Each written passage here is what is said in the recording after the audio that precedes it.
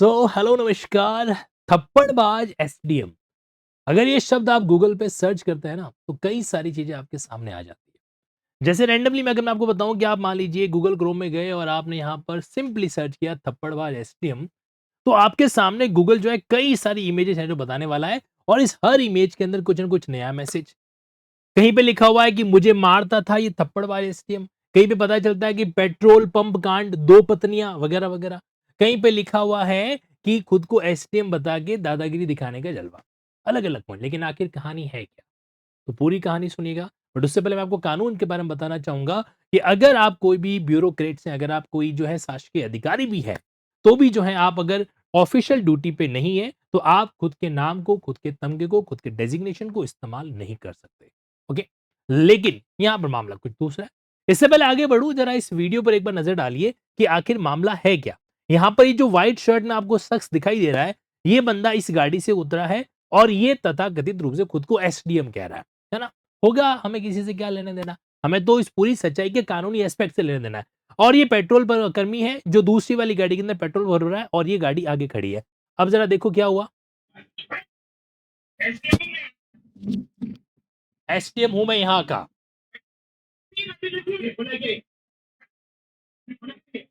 तो तेरे को पता नहीं कि गाड़ी लगी हुई है, ये इस तरीके से पेट्रोल कर्मी पे चिल्ला रहा है।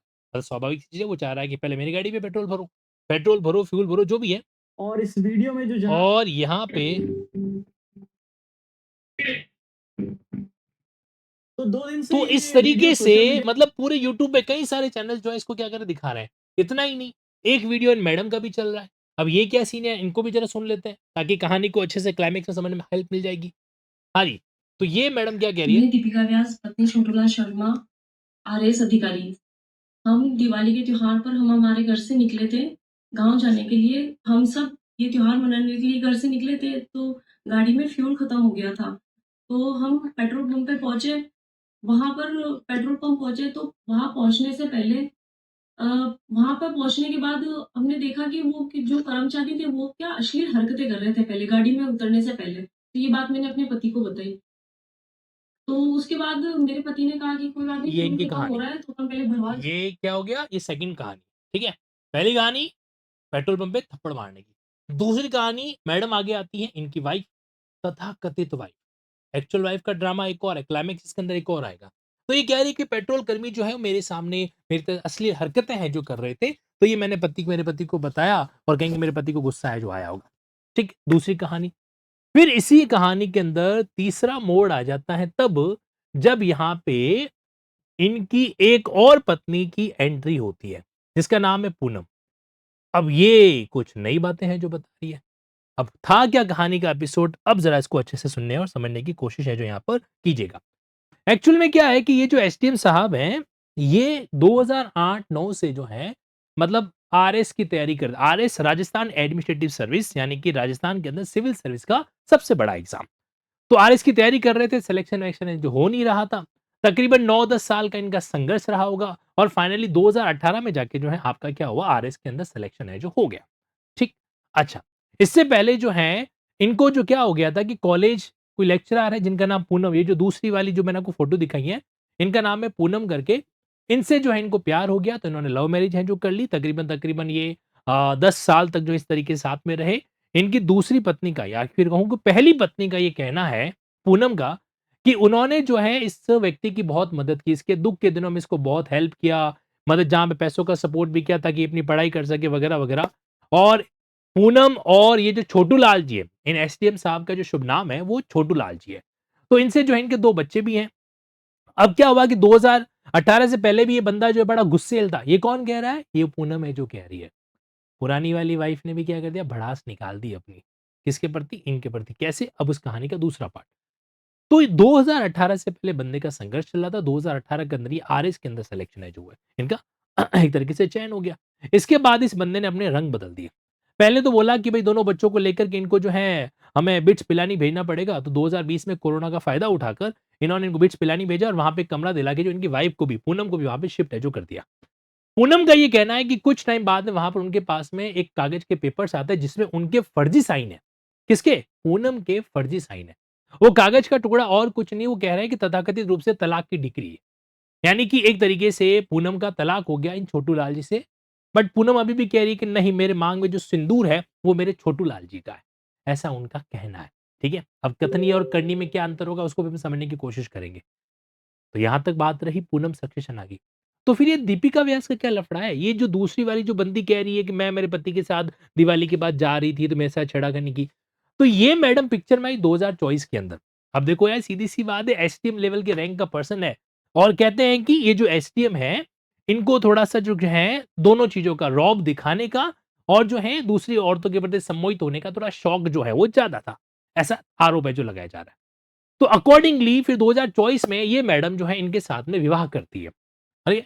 शायद हो सकता है इनकी गलती नहीं हो, दीपिका को लगा हो कोई पहले वाली बंदी से डिक्री या डाइवोर्स ले रखा है तो क्या प्रॉब्लम है दूसरी शादी करने के अंदर।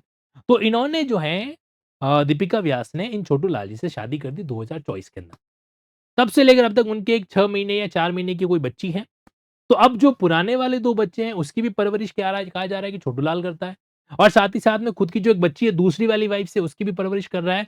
और तो और इनके एक बड़े भाई थे या छोटे भाई थे, जो भी थे, तो उनकी डेथ हो गई, तो उन भाइयों के 2 बच्चे थे, उनकी परवरिश भी ये कर रहा है। यानी कि छोटू लाल और ये दीपिका व्यास जो हैं, वो 5 बच्चों की परवरिश है जो कर रहे हैं। ये कहानी का अभी तक फैक्ट था। अब ये तो यार उसकी निजी ज़िंदगी की कहानी होगी, लेकिन निजी ज़िंदगी की कहानी बाहर क्यों आ गई? बाहर ऐसे आ गई कि जब ये सीसीटीवी का वीडियो वायरल हुआ ना पेट्रोल पंप पे, तो पुरानी वाली वाइफ ने कहा कि आज तक मुझे बहुत परेशान किया गया, ये सही मौका है। तो वो लाइमलाइट में आई और बोली कि मैं हूँ छोटू लाल की पहली पत्नी। और फिर जो उन्होंने धीरे-धीरे एक-एक करके सीक्रेट खोले, वो फिर आदमी की नष्ट-ओ-नाबूद करने के लिए काफ़ी है। इससे पहले हम छोटू लाल की ज़िंदगी के बारे में बात करें, ज़रा बात करते हैं कि क्या पुरानी वाली वाइफ ने सही किया क्या? मतलब एक हस्बैंड जो है, जैसा भी है, बुरा है, भला है, हस्बैंड जो है, एक तरफ आप कह रहे हो कि मैं उनके नाम का सिंदूर है जो लगा रही हूँ और दूसरी तरफ उस सिंदूर का अच्छे तरीके से पुराने सारे पत्ते बाहर दुनिया के सामने रख के क्या कर रहे हो, नष्ट-ओ-नाबूद है जो कर रहे हो। शायद वो पुरानी वाली वाइफ नहीं बोल रही हो, वो जो है कर्मों के फल हैं जो बोल रहा हूँ, है ना? तो पुरानी वाली वाइफ ने जो है अपने ही सिंदूर की पूरी बैंड बजाने का काम कर दिया और लोगों को जो है किसी व्यक्ति की पर्सनल ज़िंदगी जब बाहर आ जाती है तो सुनने का, देखने का आनंद ही अलग रहता है। लेकिन इसका मतलब ये नहीं कि छोटू लाल का कृत्य जो है वो जस्टिफाई यहाँ पे हो जाए। छोटू लाल जो है इससे पहले भी जैसा उनकी पुरानी वाइफ ने बताया कि वो हमेशा गुस्सा दिखाता रहता, थप्पड़ मारता रहता है वगैरह-वगैरह। एक बार जो है वो जो झूला होता नहीं है मेले के अंदर बड़ा वाला झूला होता है, तो वहाँ के उस व्यक्ति ने झूले को 1 मिनट लेट रोक दिया, तो भी उसने मेले के उस कार्मी को थप्पड़ लगा दिया, बोला कि मैं एसडीएम हूँ। है ना? ऐसा करते-करते एसडीएम सब डिविजनल मजिस्ट्रेट जिसको आप एसडीओ भी कह सकते हैं, ठीक है? तो यहाँ तक ठीक। अब दूसरी पत्नी वाला मामला भी ठीक। लेकिन इस पूरे कांड के अंदर जो चीज़ें सबसे गलत हुई है, नंबर 1 इस बंदे ने अपनी आपाधापी अपने गुस्से के कारण क्या कर दिया, पेट्रोल कर्मी पे थप्पड़ चला दिया, हाथ छोड़ दिया। तो ये एक गलत हुआ क्योंकि आपने किसी उस व्यक्ति गरीब व्यक्ति के ऊपर आपको हाथ है जो नहीं उठाना चाहिए था। चाहे तुम एसडीएम हो, कलेक्टर हो, प्रधानमंत्री हो, चीफ मिनिस्टर हो या प्रेसिडेंट ही क्यों ना हो। आखिर हो तो एक इंसान। पहली बात तो यहाँ पर और इसी कर्मों की सज़ा मिलती है। ये पूनम तो सिर्फ़ काल के रूप में वापिस आई है ना? जो भी छोटू लाल का पूरा महाकाल है जो क्या कर देगी एक तरीके से उनका आशीर्वाद इसके ऊपर से खत्म कर देगी। तो यहाँ पर ये हुआ कि थप्पड़ मारा उसको पेट्रोल पंप के कर्मी को, तो पेट्रोल कर्मी का अपना गुस्सा खो बैठा। उसने भी वापस लगा दिए 2-3 फिर गाली-गलौज जैसी नौबत भी है जो उसके बीच में आ गई। तो एक तरीके से पेट्रोल कर्मी को मारना खुद के ओहदे का रौब दिखा के पहला गलत। दूसरा गलत, पुरानी वाली पत्नी को इन्होंने छोड़ा या जैसा भी रहा, फर्जी डिक्री थी, जैसी भी डिक्री थी, वो तो देखो जब तक दोनों पक्षों को नहीं सुना जाता तब तक कानून किसी बात पे नहीं आ सकता। हो भी सकता है पुरानी वाली पत्नी घर से अलग रह रही हो या इनसे परेशान होके गई हो, व्हाटएवर जे बी, वो हमारा कंसर्न है भी नहीं यहाँ पे। तो दूसरा पॉइंट ये कि अलग-अलग रह रहे थे। तीसरा गलती ये भी कि पुरानी वाली ने मौके का फ़ायदा उठा के क्या कर दिया, उस पूरे एसटीएम की बैंड बजा दी। और चौथा इसमें जो सबसे बड़ा गलत है वो ये है कि ये जो सेकंड वाली पत्नी जो खुद को दीपिका व्यास करके या दीपिका जो भी बता रही है, इसने कहा कि मेरे साथ उस पेट्रोल पंप कर्मी ने जो है क्या की अश्लील हरकतें करी, मुझे आँख मारी वगैरह जो भी किया वगैरह-वगैरह, है ना? ऐसे केस में इस महिला के प्रति सबसे ज़्यादा क्या हो रही है, निंदा हो रही है, सबसे ज़्यादा जो है एक तरीके से कड़वाहट पैदा हो रही है, कि बाकी सबका हिसाब-किताब लगाते रहेंगे, पहले इस महिला को भी जेल भेजो। मतलब कि और कुछ नहीं मिले तो लास्ट में ये ब्रह्मास्त्र चला दो कि मेरे साथ छेड़ा-छेड़ी हुई जो हुई। अरे यार तुम गाड़ी में बैठे हो, इतनी लग्ज़री गाड़ी के अंदर बैठा है, वो पेट्रोल कर्मी ऑलरेडी भीड़ है वहाँ पे, वो वहाँ पर तुम्हें देखकर जो है आँख मारेगा मतलब और कुछ नहीं होता है तो ये ब्रह्मास्त्र सबसे बड़ा है जो होता है। खैर अब तो पुलिस इन्वेस्टिगेशन के अंदर क्या होगा कि ये सारी सीसीटीवी फुटेज भी निकाली जाएगी कि वाक़ई में ऐसा कुछ हुआ था कि नहीं हुआ था और ऑब्वियसली ऊपरा-ऊपरी दिख रहा है कि ये क्या है, कहानी के अंदर सिर्फ़ एक फर्जीवाड़ा है। वो छोटू लाल जी ने क्या कर दिया, दीपिका को आगे खड़ा कर दिया कि हे देवी अब तुम हमें बचाइए और बचाने के लिए जो झूठी महिलाएँ होती हैं, वो एक अपना क्या करती है हथियार खेल जाती हैं छेड़ा-छेड़ी का क्योंकि इसका इसका तो कुछ ज़्यादा प्रूफ होता नहीं ना। तो ऐसे केस में छेड़ा-छेड़ी कर दो और आदमी की रेपुटेशन पूरी डाउन। एक आसान सा काम है जो होता है किन महिलाओं के लिए? झूठ बोलने वाली महिलाओं के लिए। लेकिन सारी नारी ऐसी नहीं होती। अच्छा, अब इस केस में जब ये मामला ज़्यादा तूल पकड़ने लगा, कई बार कहते हैं ना कि मीडिया का असर है जो होता है, तो मीडिया का असर जब तूल पकड़ने लगा, तो राजस्थान सरकार की भजनलाल सरकार को क्या करना पड़ा, इस व्यक्ति को जो है सस्पेंड करना पड़ा। लेकिन लोगों का गुस्सा शांत नहीं है। लोग कह रहे हैं कि सस्पेंड क्या होता है? भाई सस्पेंशन के तुम इसको आधी सैलरी दोगे। आधी सैलरी भी किस बात की? तुम इसको टर्मिनेट है जो करो। तुम इसको क्या करो सेवा से निकालो। ऐसा गुस्सैल व्यक्ति अगर है भी तो ये कितना भ्रष्टाचार करता होगा, कितना करप्शन करता होगा या किस तरीके से क्या ही एसडीएम के नाते दूसरे लोगों को रेवेन्यू कोर्ट में न्याय देता होगा। आप लोगों की जानकारी के लिए बताना चाहता हूँ कि एक कानून का शब्द है राजस्व न्यायालय।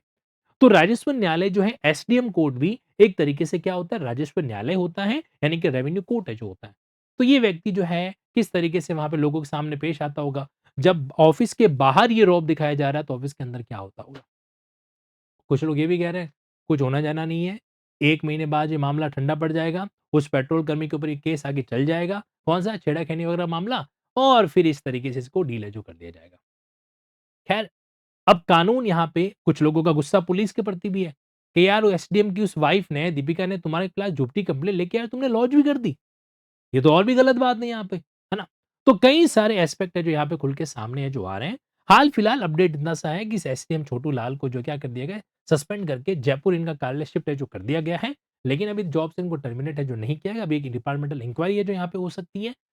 अब ये जो चीज़ें हैं ना, ये एक तरीके से मानवता को भी सामने रख रही है और कानून की व्यवस्था को भी सामने रख रही है। मानवता इस बात की कि तुम पहले जब तुम 2008 से लेके 2018 तुम खुद दर-दर की ठोकरें खा रहे थे। उस समय का जीवन तुम भूल गए? जो आज जो है अपने से कम शक्ति व्यक्ति के जो शक्ति वाला व्यक्ति है या जो एक तरीके से निर्बल व्यक्ति है उसके ऊपर अपना बल दिखा रहे हो। और दूसरा कानून की व्यवस्था को लेकर। आज कहते हैं कि हम लोग अगर यूएस वगैरह में होते हैं तो वहाँ देखना वहाँ पे अधिकारी जो है ना वो पब्लिक सर्वेंट बन के डील है जो करता है। वो एक तरीके से पब्लिक के ऑफिसर बन के डील है जो नहीं करते। इस बारे में आपका क्या कहना है कमेंट बॉक्स में जरूर बताइएगा और जो जुडिशियल एस्पिरेंट है वो ध्यान दीजिए आप लोगों को भारतीय नागरिक सुरक्षा संहिता के सेक्शन नंबर 6 में जाकर ऑब्जर्व करना चाहिए कि एग्जीक्यूटिव मजिस्ट्रेट की श्रेणी के अंदर कौन आता है एसडीएम भी है जो कवर होता है अनलॉफुल असेंबली एसडीएम का क्या रोल है अगर आप इसकी लिंकिंग बीएनएसएस यानी कि सीआरपीसी के साथ करोगे तो कई सारे topic exam point of view से लिंक होते हुए आपके दिमाग में सेट है जो हो सकता है लिंकिंग करते हुए चीजों को पढ़ना हमारे लिए क्या करता है पढ़ाई को और आसान है जो बनाता है आपको भी ये टेक्निक अप्लाई करनी चाहिए, चाहे आप सेल्फ स्टडी करें और अगर आपको जुडिशरी एग्जाम का गाइडेंस है जो चाहिए, तो मैं आप लोगों की जानकारी के लिए बताना चाहता हूं कि लिंकिंग लॉज के इस वेबसाइट पे आप लिंकिंग कोर्स में ऑप्शन में जाएँगे ना, तो यहाँ पर आपको एक जुडिशरी का सेगमेंट मिलेगा, जो कि अभी आपके लिए किफ़ायती प्राइस पे जो चल रहा है, दिवाली की चीज़ों को ध्यान में रखते हुए। इसमें जुडिशरी एडवोकेसी क्योंकि देखो अब यहाँ पे उस पेट्रोल कर्मी को कौन बचा पाएगा? एडवोकेट बचा पाएगा, कोई ब्यूरोक्रेट नहीं बचा पाएगा। इसके ऊपर झूठा केस लगा है ना जो उसने वाइफ ने लगा रखा है, कौन बचाने वाला है? यहाँ पे जो है ना एक लीगल पर्सनैलिटी पर्सन जो है, वही कोर्ट में उसके खिलाफ है जो लड़ेगा। इसके खिलाफ एसटीएम खिलाफ। बाकी तो कोई व्यक्ति आगे आने वाला है नहीं क्योंकि सब लोगों को डर लगता है कल वापस रीइंस्टेट हो गया जैसे ही मामला ठंडा पड़ेगा वापस एसटीएम बना दिया जाएगा। फिर जो है बाकी लोगों का क्या होगा? ओके, तो इसलिए जुडिशियल कानून की जानकारी होना समझ होना बहुत ज़रूरी है। तो आप अगर कनेक्ट करना चाहते हैं प्रैक्टिकल वे में कानून को समझने के लिए तो you may take benefit of this segment. अभी आप लोगों के लिए दिवाली स्पेशल जो सेगमेंट चल रहा है यानी कि आप ये कोड इस्तेमाल करते हुए 15 महीनों, 24 मंथ और 36 मंथ का सेगमेंट जो है कम रेट पे क्या कर सकते हैं ऑब्जर्व है जो कर सकते हैं। और डिटेल के लिए आपको स्क्रीन के वीडियो के डिस्क्रिप्शन के अंदर लिंक है जो दे रखा है या फिर आप 9887746465 इस नंबर पे टीम से कनेक्ट है जो कर सकते हैं। तो ये एपिसोड ये कहानी आपको कैसी लगी मुझे कमेंट बॉक्स के अंदर ज़रूर बताइएगा और इसमें कौन-कौन से प्लस और माइनस पॉइंट आपके अकॉर्डिंग बैठते हैं, उसका भी ज़िक्र ज़रूर कीजिएगा। संविधान का अनुच्छेद 19 का जो क्लॉज़ 1 और उसका जो सब क्लॉज़ ए है, वो हमें अभिव्यक्ति की आज़ादी की स्वतंत्रता का अधिकार है जो देता है। Freedom of speech and expression. जय हिंद, जय भारत।